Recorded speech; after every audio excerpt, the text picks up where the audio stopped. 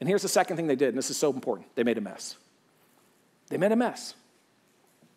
They were willing to make a mess. Do you know what I think is wrong with some churches and what we need to continue to be willing to do? We need to be continue to make a mess.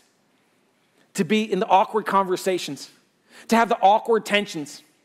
To be willing to attract everyone, not all the pristine, not all the perfect people, not all the people that got it together. We're going to get to that in a minute here in a section. But at the end of the day, we have to be willing to make a mess to help people find and follow Jesus. That's why we're here. And if we play it safe and we're passive and we're timid, if they would have just showed up and be like, it's full, sorry, man, maybe next week, I don't know, we'll see when he's coming back in town. Well, they would have never experienced a miracle. But they made a mess. They risked a lot.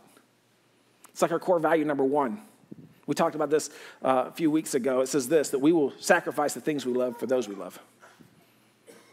It's things for those. You know what they sacrificed? They sacrificed a ceiling, possibly a paycheck, because again, I just think the owner's like, you're paying for it. Okay, why? For their friend who was on the mat. As a church, we got to be willing to do that. We got to be willing to sacrifice different things. And so what that looks like is, for some, maybe it's you're going to come on Saturday night instead of Sunday night, and that might be a sacrifice. God may call you to make that sacrifice. I have no clue. God may call you to stay Sunday mornings. I have no clue. What I know is we need to be open. We need to be willing to make a mess in our schedule, in our finances, in our relationships. We need to be willing to make it messy in our conversations and sit back and go, listen, I know you don't want to hear this. Man, I'd love to invite you to my church. I'd love you to meet Jesus. Listen, there's just something different. And again, it might be awkward. It might be messy. You might fumble through it because you're like, I'm not really an evangelist, but I'm just going to jump in. I'm going to start digging up some ceiling. Why? Because I got a friend who's laying on the mat and he needs healing. He needs hope. And I got to be there for him. See, the next line is so powerful. The next line says this, when Jesus saw their faith.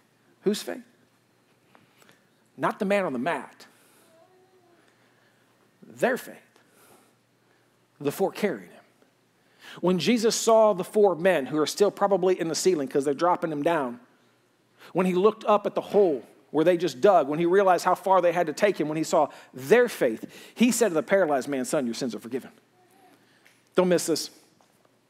It was the faith of his friends that led to his salvation.